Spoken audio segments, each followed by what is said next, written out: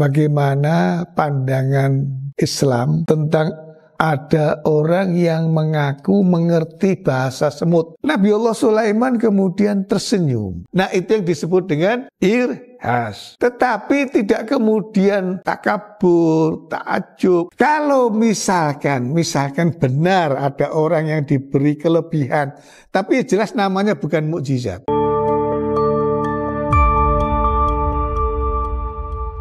Assalamualaikum warahmatullahi wabarakatuh. Alhamdulillah, salatu wassalamu ala rasulillah Sayyidina wa maulana Muhammad ibn Abdillah wa alihi wa ashabihi wa man walah ila yaumil qiyamah amma ba'd. Saudara-saudara, malam hari ini saya ingin menjelaskan satu pertanyaan yang disampaikan oleh seorang teman. Tadi sore ada teman yang bertanya, Pak, bagaimana pandangan Islam tentang ada orang yang mengaku mengerti bahasa semut? Saya kaget juga. Apa iya? Apa ada orang ngaku ngerti bahasa semut? Ya. Terus tidak hanya itu, Pak. Ada juga orang yang mengaku mengerti bahasa setan. Dan luar biasanya lagi mengaku mengerti bahasa malaikat. Ya. Lah, saya agak terkejut. Biasa aja begini. Ya, inilah akhir zaman. Semakin banyak orang aneh. Semakin banyak keanehan di dunia ini. Saudara-saudara, saya ingin menjelaskan tentang mukjizat. Jadi para nabi, para rasul itu oleh Allah Subhanahu wa ta'ala diberi kemampuan untuk mengalahkan orang-orang atau kaumnya yang menolak seruan dakwah para rasul dan nabi itu. Makanya disebut mukjizat. Karena apa? Karena berasal dari kata bahasa Arab yang artinya a'jaza yu'jizu, mu'jizatan, itu mengalahkan. Arti harfiah mukjizat itu mengalahkan. Tujuannya untuk mengalahkan argumentasi, mengalahkan ketidakpercayaan mereka yang diseru untuk masuk ke dalam Islam. Allah membekali para nabi dan rasul dengan mukjizat untuk mengalahkan kaumnya dengan peristiwa-peristiwa aneh di luar akal dan logika manusia, agar supaya apa? Mereka menjadi percaya. Mereka menjadi mengimani ajakan dari para rasul tersebut. Dengan mukjizat saja itu masih ada orang yang tidak percaya, tetap menolak ajakan seruan para rasul dan nabi. Nah, Allah memberikan mukjizat itu setidaknya ada dua macam. Yang pertama yang disebut dengan mukjizat kauniyah. Mukjizat yang bisa dicandra, didengar, dilihat, dirasakan, disaksikan. Ya, seperti mukjizat-mukjizat yang diberikan oleh Allah kepada para nabinya. Nabi Allah Ibrahim yang dibakar tidak mempan. Nabi Allah Isa yang bisa menyembuhkan orang yang sakit. Ya, dan banyak sekali. Nah, termasuk mukjizat yang diberikan oleh Allah kepada Nabi Sulaiman. Nabi Sulaiman itu memiliki beberapa mukjizat. Yang paling terkenal, yang kita sering mendengar cerita di dalam kisah Islam, itu adalah berbicara atau mengerti bahasa semut. Nah itu ada diceritakan di dalam Al-Quranul Karim. Saya ingin menyebutkan ayat surat An-Naml ayat ke-18. Hatta idza atau ala wadin namli qalat namlatun ya ayyuhan nablut hulu masakinakum la yahtimannakum Sulaiman wa junuduhu wa hum la yash'urun. Ayat ini menceritakan tentang ratu semut yang memerintahkan kepada anak buahnya untuk masuk ke dalam perlindungan, ya mungkin rumah mereka gitu ya. Karena apa? Karena ada Nabi Sulaiman dan pasukannya yang akan lewat. Jangan sampai mereka terinjak-injak. Nabi Sulaiman diberi mukjizat memahami bahasa semut, termasuk bahasa burung. Karena di ayat 16 beliau mengatakan, wa qala ya ayyuhan nasu ullimna mantiqat thairi. Wahai manusia, kami, yaitu Nabi Allah Sulaiman, diberi ilmu bahasa burung. Ya. Makanya kisah yang terkenal kan kemudian percakapan Nabi Allah Sulaiman dengan burung. Hudhud. Ya, kisahnya burung hudhud. Nah, waktu di samping itu diberi mukjizat, beliau bisa memiliki pasukan yang terdiri dari manusia dan jin. Ayat 17, wa husyira li Sulaimana junuduhu minal jinni wal insi wat thairi fahum yuzaun. Pasukannya Nabi Sulaiman itu jin, manusia dan burung. Ya. Tapi burungnya saya kira kok bukan burung merpati. Burungnya itu F-16, kayak F-16, F-18 yang bisa menyerang. Nah jadi Ratu Semut tadi itu khawatir karena ini pasukan Nabi Sulaiman ada jin, ada manusia. Kalau sampai terinjak-injak. Apa respon Nabiullah Sulaiman setelah mendengar perkataan dari Ratu Semut itu? Fatabassama dhahikam min qawliha wa qala rabbi auzi'ni an ashkura ni'mataka allati an'amta alayya wa ala walidayya wa ana amala sholihan tardah wa adkhilni bi rahmatika fi ibadikas sholihin. Nabiullah Sulaiman kemudian tersenyum. Ya, senyum ada sedikit tertawanya gitu. Tetapi tidak kemudian menjadi takabur, ta'ajub, ujub, sum'ah. Tapi apa?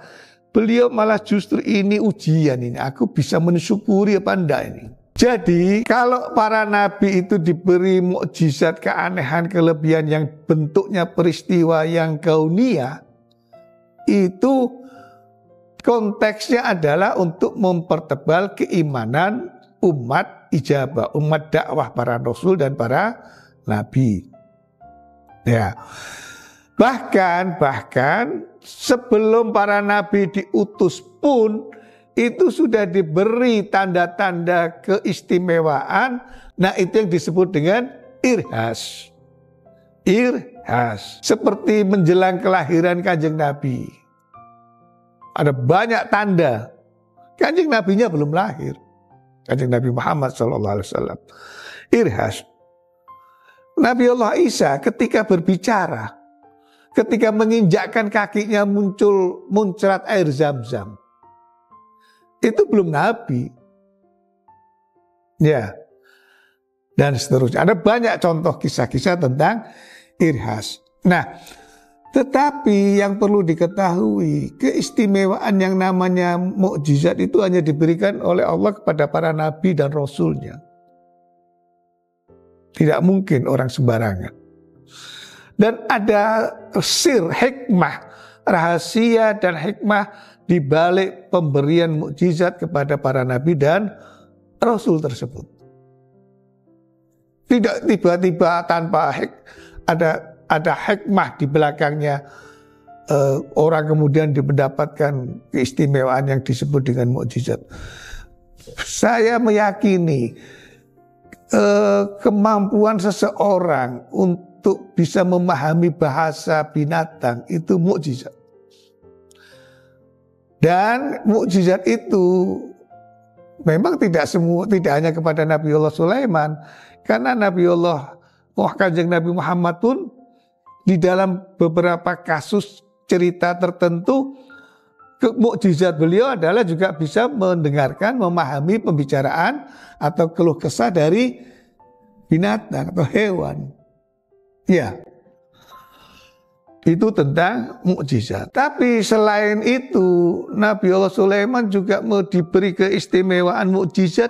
Dia bisa mengarahkan angin. Di dalam surat As-Sad disebutkan, a'udzubillahi minasyaitonirrajim, fasakharna lahur riha tajri bi amrihi rukha'an haitsu asab.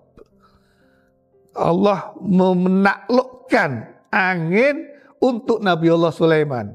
Ini bercerita tentang Nabiullah Sulaiman karena surat As-Sad ayat 36, karena ayat ini sebelumnya berbicara tentang walaqad fatanna Sulaimana wa alqaina ala kursiyi jasadan tsumma anab. Jadi kaitannya dengan ayat sebelumnya itu menceritakan tentang Nabiullah Sulaiman yang diberi ujian, sakit, nggak bisa apa-apa.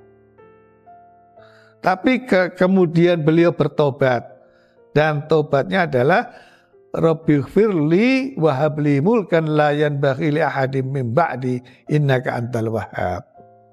Bertobat, mohon ampunan, dan memohon sebuah kekuatan dan kekuasaan atau kerajaan yang tidak pernah diberikan oleh Allah kepada siapapun. Dan dikabulkan oleh Allah permohonannya itu. Nah, saya kemudian tadi menceritakan teman saya itu begini saja. Itu orang yang mengaku bisa mendengar. Kalau bisa memahami bahasa semut berarti bisa berbicara dengan para semut itu. Ya, dites saja. Ketika ada semut ke arah timur, diperintah untuk balik ke arah barat. Balik enggak? Kalau enggak balik berarti harat bin harat itu. Iya, harat bin harat. Nah, kalau dia bisa mendengar atau memahami bahasa malaikat, ya dites aja lah gitu. Ini akhir zaman, orang aneh-aneh begitu. Yang saya khawatirkan adalah kalau kemudian tiba-tiba dia mengatakan dia mendapatkan wahyu. Mendapatkan wahyu. Karena jangan-jangan ini tahapan loh. Bisa memahami bahasa malaikat. Nah, kemudian datanglah malaikat Jibril dan dia mengerti bahasa malaikat Jibril gitu. Nah, kemudian merasa menerima wahyu. Bahaya. Jangan sampai kita terpengaruh dan tergiur dengan iming-iming begini. Para nabi, Nabiullah Musa memiliki mukjizat yang luar biasa, bisa membelah Laut Merah. Ya, kemudian dengan pasukannya lewat, selamat dari kejaran Fir'aun. Itu kan tidak kemudian setelah itu dipraktekkan lagi. Ya, terus datang ke pantai dipukul lagi. Tidak. Allah memberikan mukjizat itu pada timing yang tertentu. Allah ingin menunjukkan kepada Nabiullah Sulaiman tentang kenikmatan yang luar biasa sehingga bisa mendengar ucapan dari ratu semut tersebut. Tapi itu dipahami oleh Nabi Sulaiman, ini ujian ini. Gak sembarangan gitu. Nah, kalau misalkan benar ada orang yang diberi kelebihan, tapi jelas namanya bukan mukjizat. Itu dia bisa memahami bahasa hewan, dia mestinya merasa itu sebagai ujian, kuat enggak dengan ujian itu. Tidak kemudian diceritakan kemana-mana. Ya, kalau dia memiliki kesaktian, bisa mendengar. Nah, kalau semut yang kecil bisa paham, berarti yang gajah yang gede juga paham dong. Ya, dan seterusnya. Yang kedua, saudara sekalian, mukjizat kauliyah. Mukjizat seperti Al-Qur'anul Karim. Mukjizat-mukjizat yang bersifat kauniyah itu sekali atau dua kali terjadi, setelah itu selesai. Hanya menjadi kisah. Nah, kalau mukjizat yang logis yang disebut kauliyah itu seperti Al-Qur'anul Karim, dia abadi. Kenapa bentuknya Al-Quran? Al-Quran itu sebagai sebuah mukjizat yang tidak terbatas oleh waktu dan tempat, dan semakin hari semakin bisa dibuktikan dan atau semakin terbukti kebenaran isi dari Al-Quranul Karim. Dan yang aneh, yang membuktikan itu justru para saintis yang non-muslim. Tidak ada satupun huruf yang berubah, itu sudah sebuah mukjizat. Ya. Karena ada orang yang mengatakan, loh katanya mukjizat tetapi ketika dibakar kok terbakar. Ya ini kan mushaf. Ya. Ini disebut mushaf. Tetapi ayat Al-Quran, substansi isi dari mushaf tidak akan hilang. Jangankan hilang, satu huruf pun tidak akan bergeser, berubah. Tidak berubah, itu sudah sebuah mukjizat. Dan begitu ada yang keliru, itu segera akan bisa diketahui. Entah siapapun yang menemukan, akan bisa diketahui. Nah, kembali ke persoalan tadi itu. Tentang kemampuan orang. Mungkin Allah memberikan kelebihan kepada orang tertentu, tetapi tidak untuk dipamer-pamerkan. Yang suka pamer itu dukun, supaya dapat pasien. Kalau orang nggak ngerti dia sakti, orang nggak ada yang percaya, orang yang nggak ada yang datang ke dia. Yang disebut dengan karomah, keistimewaan, kemuliaan yang dimiliki oleh seseorang. Tapi perhatikan, orang-orang tertentu yang mendapatkan karomah, begitu keistimewaan yang dia miliki yang bersifat kauniyah, itu terlihat oleh orang lain, dia istighfar. Kenapa? Karena para ulama berpendapat, para ulama yang paham tentang persoalan ini, itu kalau dia istighfar, kenapa? Karena derajatnya turun sesaat. Itu padahal tidak tampak, disengaja ditampakkan. Tetapi tampak tanpa sengaja. Langsung istighfar. Mohon ampun dari Allah Subhanahu wa Ta'ala. Yang terakhir bisa saja yang disebut dengan ma'unah. Pertolongan Allah. Dia bukan mukjizat, dia bukan karomah, apalagi irhas. Tapi dia mendapatkan ma'unah. Orang kadang tidak menyadari. Misalkan begini, dulu di waktu saya KKN, itu putranya Pak Lurah sampai umur 6 tahun itu tidak bisa jalan. Nah, bisa jalan itu gara-gara di desa itu ada helikopter. Helikopter suaranya kan gemuruh. Seluruh desa keluar menuju ke lapangan untuk melihat helikopter itu. Dia ikut lari, tidak cuma jalan. 5 tahun atau 6 tahun tidak bisa jalan. Begitu bisa jalan itu langsung lari. Ikut ke lapangan. Semua orang kaget.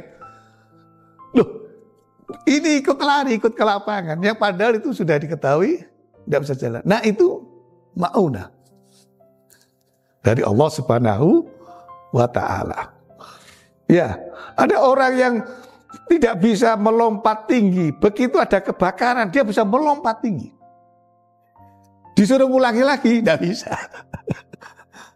Ya sekali itu. Nah itu yang disebut dengan ma'unah. Dia hanya bersifat temporer, insidental.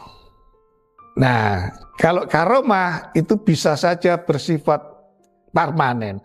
Tetapi jangan lupa ketika karomah yang derajatnya di bawah mukjizat itu tampak oleh orang, itu sebetulnya derajatnya berkurang. Jadi bagaimana kalau kemudian Allah memberikan kelebihan, dia pamer-pamerkan pada orang.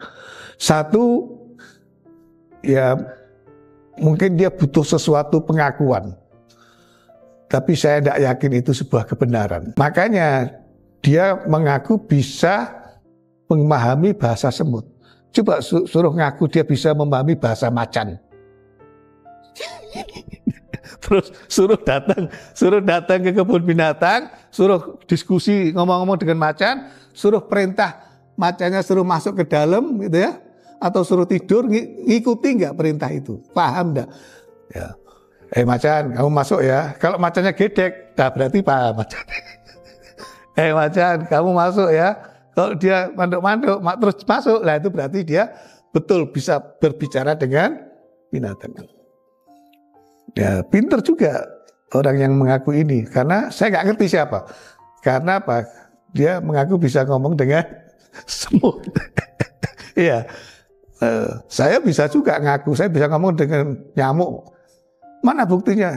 Ya ini mau saya ajak bicara udah jalan dulu, sudah pergi terbang dulu. Itu begitu ada yang mendekat, nah ini tadi saya panggil ini, bisa aja, gitu aja kok susah. Ya. Mudah-mudahan ada manfaatnya. Wallahul muwaffiq ila aqwamit thoriq. Assalamualaikum warahmatullahi wabarakatuh.